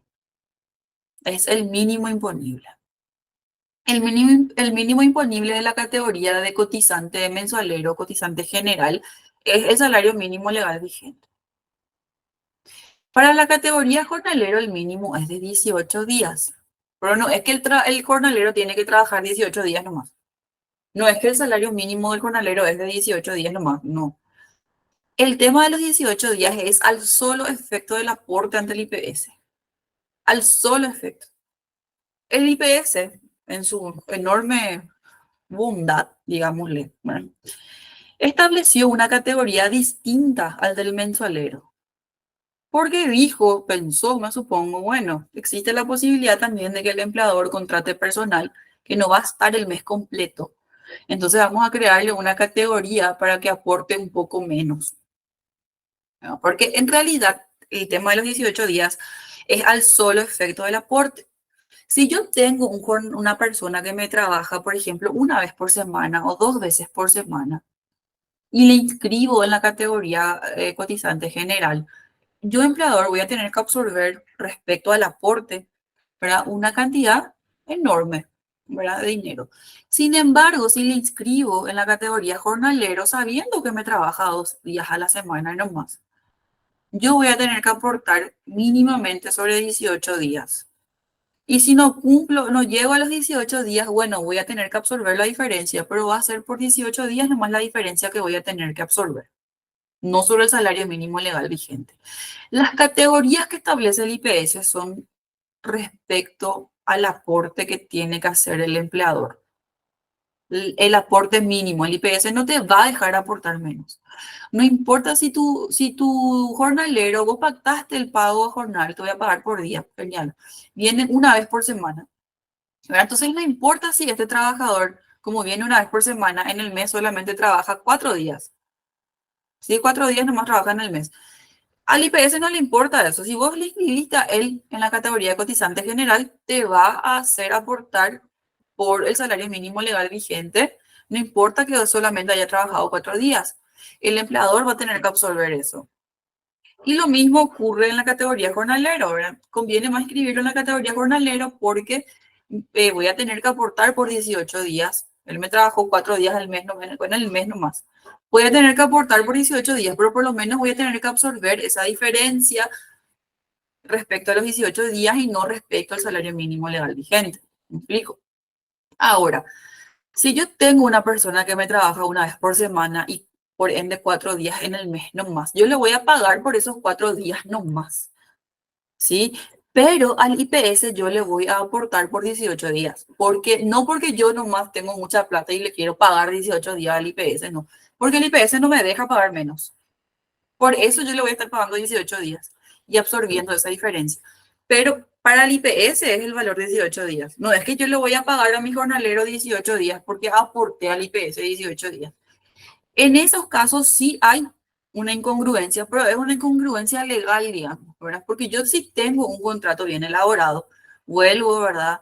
A repetir la necesidad de que el empleador se documente correctamente y en el caso, por ejemplo, de este jornalero, tenga un contrato en donde diga que él va a trabajar una vez por semana, ¿sí? Y que inclusive el empleador le podrá avisar qué día de la semana será, ¿ok? Tiene que decir eso en mi contrato. Entonces, si el IPS alguna vez me reclama y me dice, no, ¿por qué aportabas 18 si acá vino este trabajador a decir que en realidad él trabajaba todos los días del mes? Y vos le vas a decir, no, acá está su contrato, él no trabajaba todos los días del mes. Acá en este contrato se pactó expresamente que él va a trabajar una vez por semana y 4 veces al mes. Y ahí el empleador se defiende. Ahora, si no tenía ningún contrato, ¿sí? Si no tenía ningún contrato y el trabajador dice, de mala fe, porque ya me tocó, ¿verdad? Casos así, muchos hay, ¿verdad? En donde el empleador no se documentó, ¿verdad? Y le contrató a alguien que va 2 veces por semana, ¿verdad? O que trabaja 4 horas por día nomás. Termina el vínculo, termina mal el vínculo y el trabajador le reclama reajuste de salario. El trabajador le reclama que él ganaba salario mínimo, trabajaba 8 horas, trabajaba todos los días y el empleador ni un papel no tiene para poder desacreditar lo que dice ese trabajador. Lastimosamente ese empleador va a perder, va a ganar ese trabajador. Entonces es importante documentarse, ¿verdad? Entonces, si el trabajador está 4 veces al mes nomás y una vez por semana, y eso está en el contrato, perfecto, es así, eso es lo que se pactó. ¿Por qué se aporta el IPS 18 días? Y porque el IPS no me deja aportar menos. Al IPS le aporto 18 días y al trabajador le pago por sus 4 días pactados y trabajados en el mes. ¿Ok? ¿Se entiende la diferencia entre una forma de pago y otra? ¿Y por qué aporto más al IPS cuando de repente le estoy pagando menos al trabajador? Le estoy pagando menos que lo que estoy aportando porque el trabajador prestó el servicio 4 veces por semana, 4 veces al mes, 5 veces al mes. Le estoy pagando por lo que realmente trabajo. ¿Ok? No es que le estoy pagando de menos al trabajador. Y después tenemos la tercera forma de pago que establece el código, que es la comisión, ¿sí? Que es la remuneración que percibe el comisionista por la gestión que realiza. Es la remuneración, ¿verdad? Que generalmente es un porcentaje sobre las ventas, ¿sí?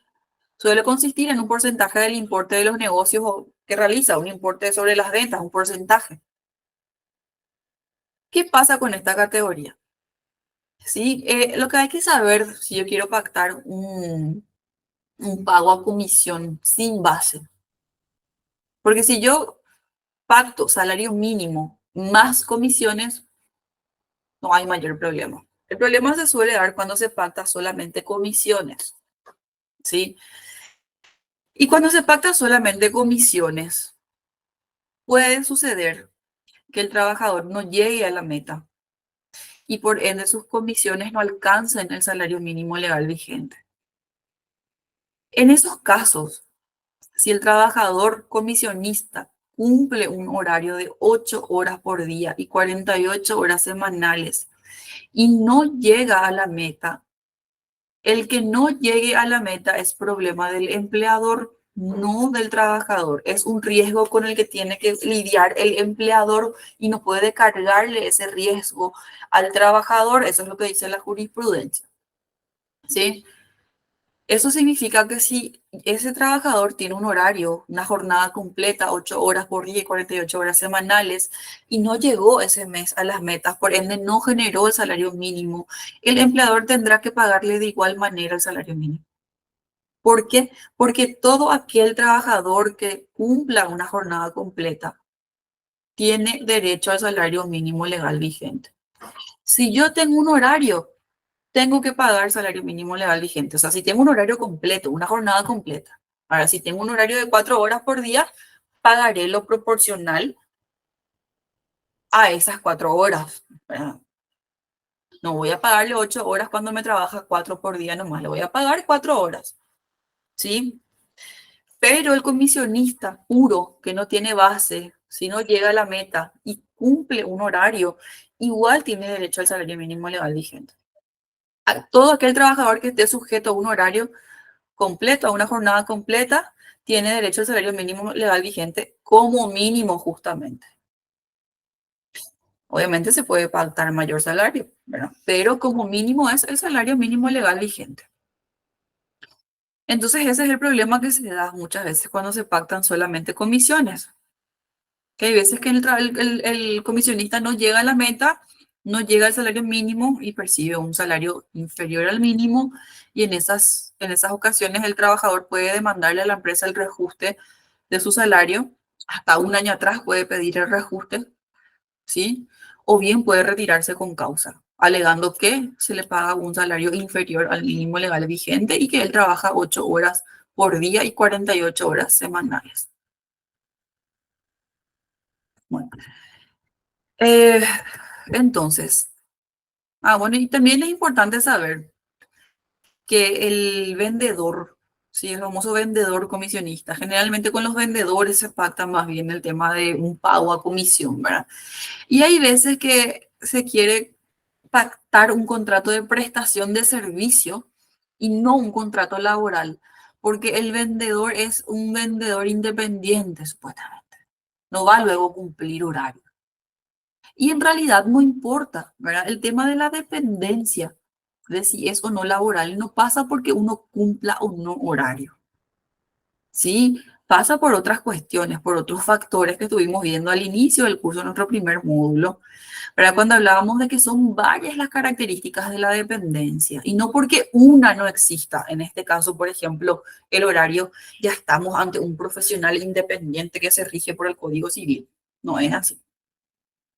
Si este vendedor, si hacemos un análisis profundo y vemos, bueno, él no cumple horario, este vendedor, no cumple horario, pero él corre con los riesgos del negocio, no. Él, él actúa por cuenta propia, no. Él cumple las directivas de alguien que le contrató, ¿sí? Él puede actuar como a él le parezca, no. Él tiene que seguir las directivas. El trabajador puede ser sancionado si es que cumple o incumple las directivas, sí. Entonces, no, es un profesional independiente, no, no importa que no cumpla horario. Siempre que se actúe por cuenta y orden de otro, siempre que haya subordinación, estamos hablando de dependencia, ¿ok? Y un vendedor nunca actúa por cuenta y orden nunca actúa por cuenta propia, siempre actúa por cuenta y orden de otro, de aquel que le contrata. Es más, cuando él emite factura, no emite factura a nombre de el vendedor, emite factura a nombre de aquel que le contrató. Es decir, los beneficios de las ventas que él produce van para alguien más. Él actúa en beneficio de alguien más. Distinto hubiese sido si él emitía factura a su nombre y él corría riesgo del negocio, pero no, no ocurre eso con los vendedores. Entonces, por más que no cumpla horario, es dependiente. Y respecto a esto, sí hay jurisprudencia. Sí, respecto a esto, no hay fallo que determine prácticamente que un vendedor es independiente o profesional independiente. En un 99,9% de los casos esto sucede. Y después está el pago a destajo, que es la remuneración pactada tomando como base una unidad de obra. Es decir, yo te voy a pagar X cantidad de guaraníes por cada unidad que vos produzcas. ¿Sí? Se da muchas veces, que se yo, en las fábricas textiles, te voy a pagar X cantidad de dinero por cada cuello de camisa, por ejemplo, que me produzcas en las máquinas. Y así vos podés llegar a lo que es el salario mínimo vigente. Esta modalidad tiene también, tiene también sus problemas, al igual que con los comisionistas. Porque si este operario, este trabajador está en las máquinas 8 horas trabajando y 48 horas semanales, tiene derecho al salario mínimo legal vigente. No importa que no haya alcanzado la cantidad de unidades que yo le pedí. ¿Me explico? A ver, yo no sé quién levantó primero la mano, Marlene o Fátima, porque veo dos manitos. O la mano de Marlene se quedó nomás levantada. Ahí sí se quedó levantada. Bueno, ok. Dale. Entonces, Fátima, te escuchamos. Hola, profe. Profe, yo te quería hacer una consulta. Sí. En la empresa, por ejemplo, si hay un colaborador que tiene, o sea, cobra salario mínimo y en IPS se aporta sobre salario mínimo, ¿verdad? Y ahora va a pasar a ser encargado de una sucursal, o sea, supervisor de una sucursal. Y en ese caso se está pensando darle un plus por ser supervisor y además las comisiones de todo el local. Bueno, Y en ese caso sería su salario mínimo, su plus y su comisión. Sí, Y lo que yo te quería consultar, ese sí o sí se tiene que, o sea, se aporta por el monto total, o se puede hacer también, por ejemplo, aportar por su salario mínimo y pedirle, por ejemplo, al empleado una factura por su plus y por sus comisiones, no a nombre de la empresa, sino que a nombre de alguno de los socios, por ejemplo, en el caso de una SA, o no claro. se puede hacer eso. Y la verdad que eso sería maquillar un poquito lo que es el salario para no aportar por la totalidad, ¿verdad? Y para no tener en cuenta la totalidad para el aguinaldo, ¿verdad? Entonces no se puede hacer, ¿verdad? En principio todo es salario, ¿verdad? Las comisiones él las genera a razón de su servicio, ¿verdad? El plus él va a generar a razón del servicio que va a prestar. Entonces todo es salario, ¿verdad? Él podría en él podría de repente reclamar, ¿verdad? Que ante una desvinculación, por ejemplo, que su salario era mayor, ¿verdad? Su salario era mayor y si presenta las pruebas correctas va a poder probar que él percibía comisiones y percibía un plus también, por más que emita factura, ¿verdad? De En- repente si emite factura a nombre, si otro le presta su factura, como se dice, ¿verdad? En esos casos, quizás sea más difícil, ¿verdad? Porque el trabajador no puede alegar algo ilegal, ¿verdad? No puede decir, ah, no, yo le presté, él me prestó su factura. En ese caso, quizás él no pueda probar que esas comisiones que salían a nombre, en una factura a nombre de otra persona, le pertenecían a él. Ahí lo que puede ocurrir es que esa persona que estaba prestando su factura diga, ah, no, esto es mío, esta plata a mí me pagaban por estas funciones. Entonces, mm, o de repente puede ocurrir que si era, por ejemplo, un X que no pertenecía a la empresa, ¿verdad? Su tía le prestó la factura y su ah, tía emitía todos los meses la factura por él, por el monto de las comisiones de él, ¿verdad? Ahí quizás ese trabajador no va a poder probar que esas facturas en realidad eran un dinero para él. Pero la tía va a poder probar que era trabajadora de ustedes, por ejemplo, porque todos los meses emitía su factura. Entonces mm, pueden darse esas cuestiones, ¿verdad? entiendo. Profe, y por ejemplo, si algunas veces no tiene, o sea, que el local, por ejemplo, no llega a la meta o no tiene comisiones, por ejemplo, y en ese caso no cobra comisiones, entonces solamente se aporta por su salario mínimo y por su plus. Ese sí es Exacto. fijo, ¿verdad? Ajá, va a ser su plus de supervisor, sería en ese caso. Sí, sí, así mismo. En Mm, ese caso ustedes no van a tener mayor problema si se documentan bien, porque las horas que él va a trabajar ya van a estar cubiertas por su salario mínimo.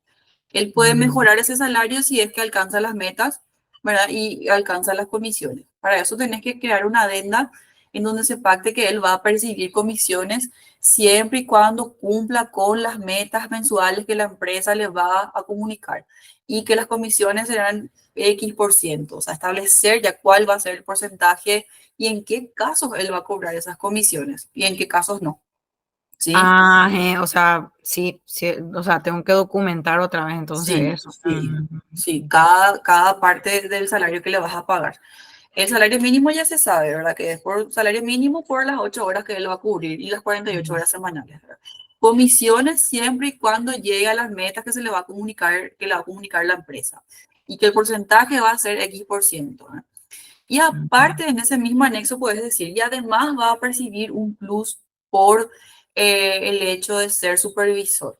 En caso que él deje de ser supervisor, este plus ya no, el trabajador ya no tendrá derecho a este plus. Es un plus inherente al cargo de supervisor. Entonces, si él es trasladado a otro cargo, él ya no va a percibir ese plus, ¿sí?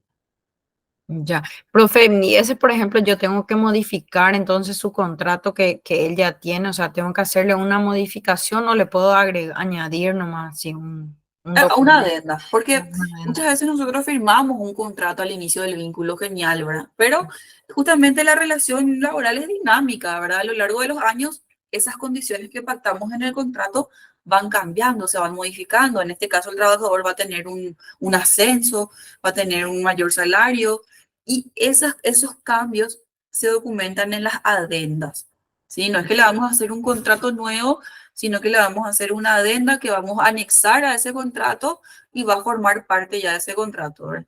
Y la adenda es la que va a regir en lo que modifique. Y lo que no modifica sigue vigente en el contrato. ¿Sí? Ya, entiendo. Profe, y quería aprovechar ahora que ya estoy en línea, Sí.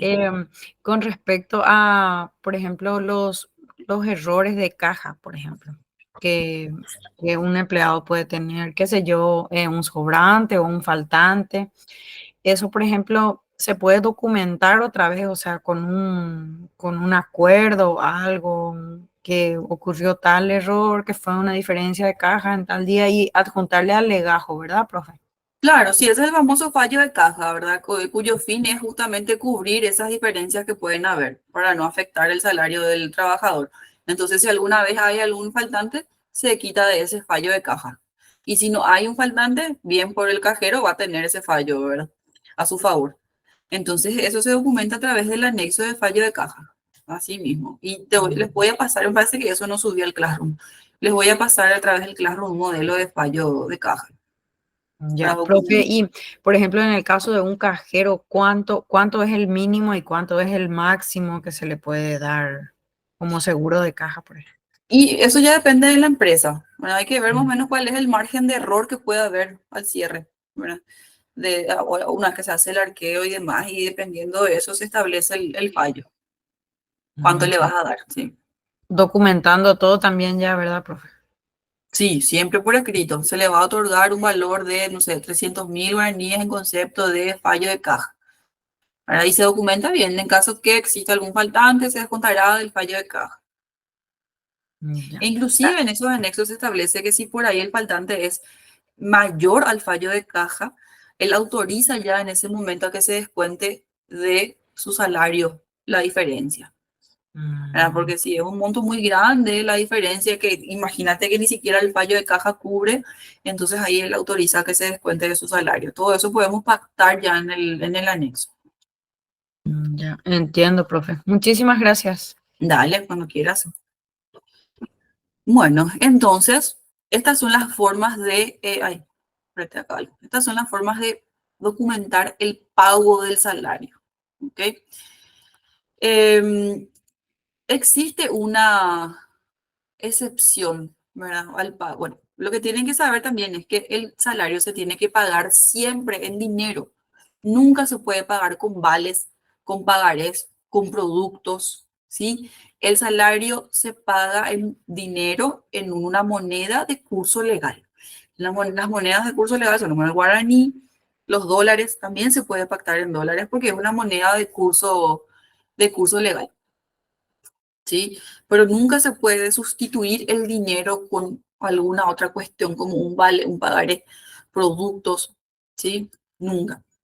Hay una excepción a esta regla, que es el pago en especie, pero que se da justamente en casos excepcionales. Generalmente se da en el sector rural, ¿verdad? Porque el pago en especie consiste en que una parte, hasta máximo el 30% de ese salario pactado con el trabajador, en vez de pagar en dinero, se puede pagar en especie, o sea, con productos. Pero la regla o la norma del Código del Trabajo establece que esos 30, que esos productos tienen que redundar en beneficio. Tiene que ser demasiado beneficioso al punto que es más conveniente para el trabajador percibir esos productos que percibir el dinero.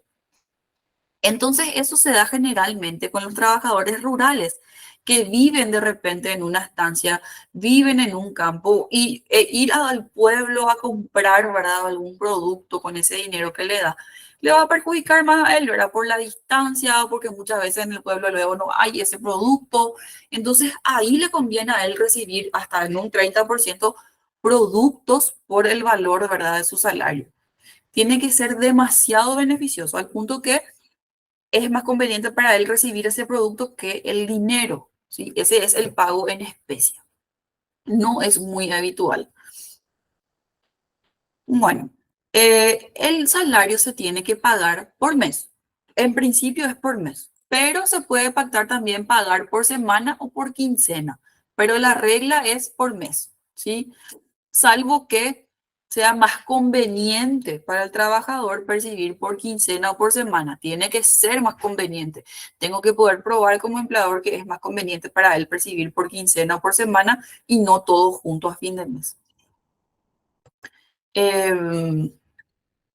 Bueno, esto es lo que les mencionaba, que el salario se tiene que pagar en monedas del curso legal y está prohibido pagar en vales, pagarés, siempre se tiene que pagar en dinero. Este artículo del 236 dice, el salario se deberá pagar en días hábiles en el lugar de trabajo y dentro de las 2 horas siguientes a la terminación de la jornada, salvo que las partes acuerden otra manera de cobrar el salario. Este es un artículo de 1960. ¿Verdad? En esa época no existía obviamente la posibilidad de hacer una transferencia y pagar y que luego el trabajador se vaya a un cajero y retire. Entonces, por eso dice que deberá realizarse en días hábiles en el lugar de trabajo y dentro de las 2 horas determinadas en la jornada. ¿Verdad?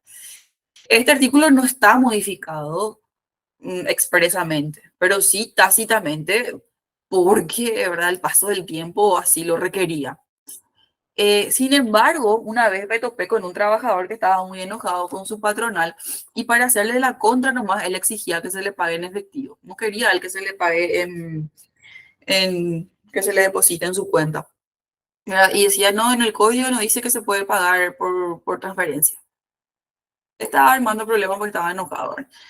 Pero lo que se le dijo a él es que si bien el artículo 236 dice, ¿verdad?, que se tiene que pagar al final de la jornada, también dice salvo convenio distinto, ¿verdad?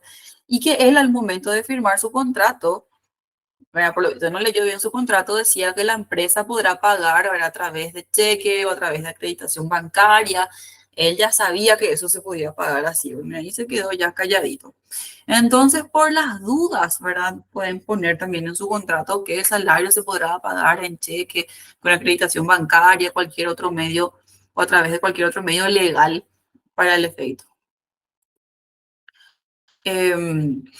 La prueba fehaciente del pago del salario es el recibo de salario. El recibo de salario es un documento de tenencia obligatoria para el empleador. No es optativo firmar o no un recibo de salario. Se tiene que generar ese documento y el trabajador está obligado a firmar. No es que también es optativo para él firmar o no firmar. Lo que suele ocurrir muchas veces es que se le acredita al trabajador y después ya no se quiere ir a firmar su recibo de salario y ahí le pone al empleador, le pone en una posición de incumplimiento, ¿verdad? Porque el empleador no va a poder generar la documentación legal, ¿verdad?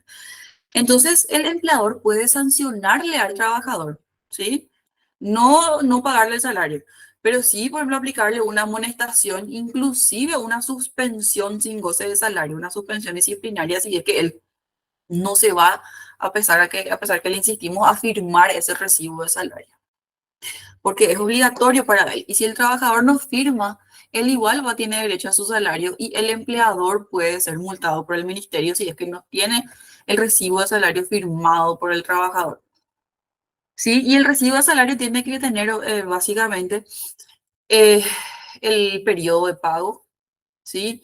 El mes que se está pagando, es decir, el número de la jornada trabajada, las sumas a que el trabajador tiene derecho, todo lo que se le va a pagar, su salario mínimo, sus comisiones, su plus, ¿sí? Todo tiene que figurar en mi recibo de salario. Y además recuerden que yo tengo que tener una adenda que respalden esos pagos, sobre todo de los sobresalarios. O sea, si yo tengo unas comisiones, voy a generar la adenda en donde se especifique cuándo y por qué le voy a pagar esas comisiones.